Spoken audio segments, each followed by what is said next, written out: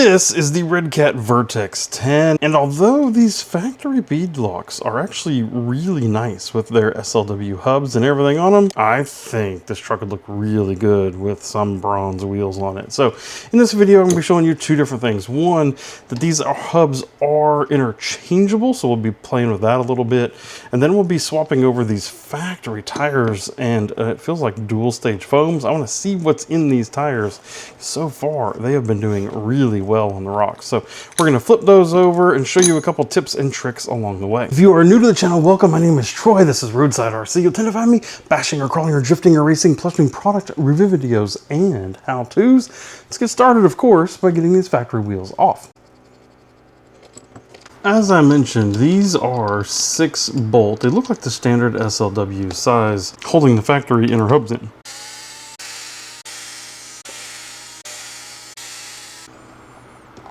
Now, it honestly, it feels a little silly in this video for me to be talking about the fact that you can remove these little hubs in here.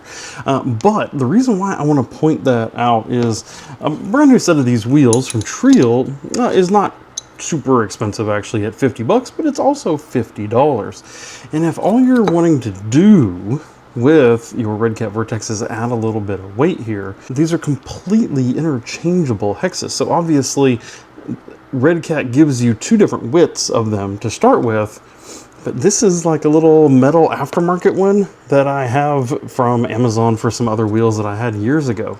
And guess what? It fits right in there. All the holes line up, and you can just bolt on a different offset. So yes, Redcat gives you two different offsets in the box, which is awesome. Thank you, Redcat.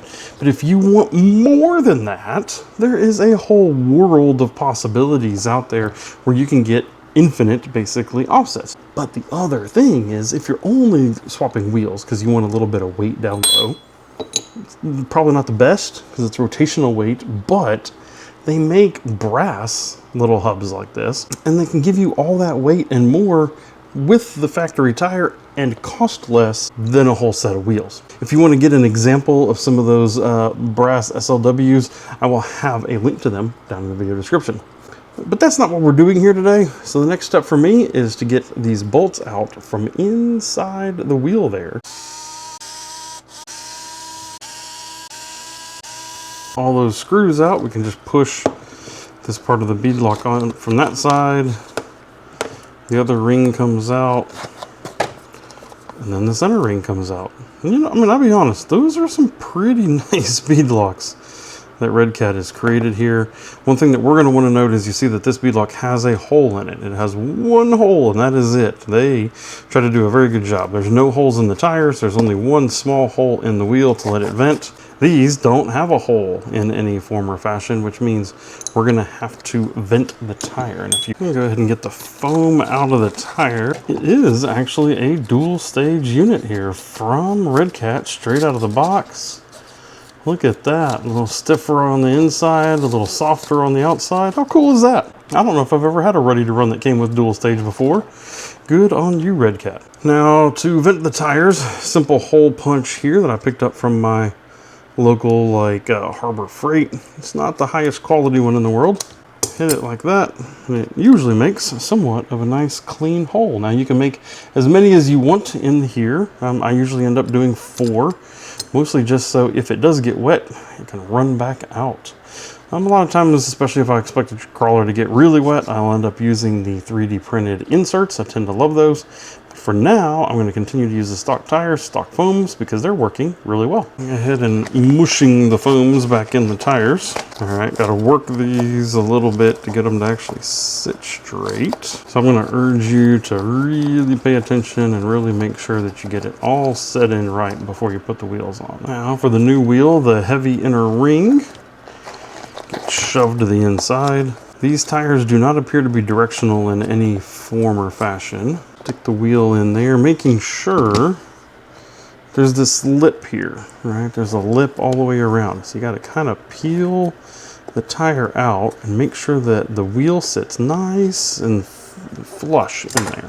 Okay, on the back side, lip of that tire is just inside that middle ring. We try to line these holes up as good as we can while we slide it in.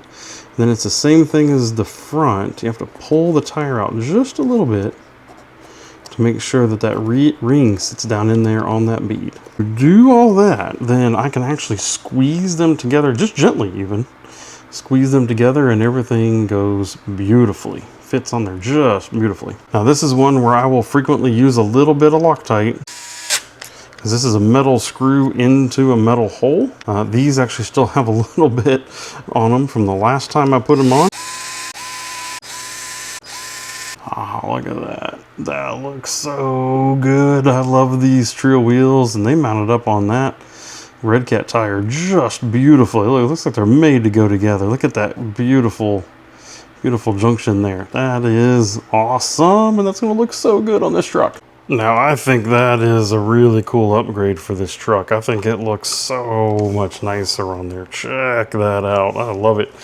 Now, obviously, the other three should be exactly the same, and I'm going to go ahead and jump and do those off camera. Wheels, just like the factory ones, have replaceable hubs on the inside. So you could actually use the Redcat hubs if you wanted to in order to give it a different spacing versus what comes here, or any of the different aftermarket ones that you want to run as well. It's done, and it looks, I think, really, really cool. But one of the things I'm curious about is how much weight difference did these really add to this truck? And just like that, 2628, which is interesting because that is, I feel if it's more than 100, it's like 150 grams more versus what the truck was stock. Very interesting. That weight down low and then spread front and rear does make a difference.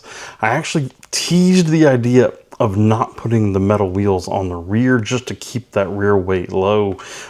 It's interesting, isn't it? But maybe there's some other stuff that we can do to this truck. I have some other things planned to add a little bit of weight to the front, to maybe take a little bit of weight off the rear, and maybe if we can get really zesty with it, can we actually lower the whole body? So I have a whole bunch of other things planned for this truck coming up. And if you want to follow along with them, there's a Redcat Vertex playlist that'll be popping up over here to your right. I hope to see you in one of those videos. If you want these wheels or those hubs that I talked about to go with the factory wheels, there'll be a link to those down in the video description. Thank you for watching, and goodbye.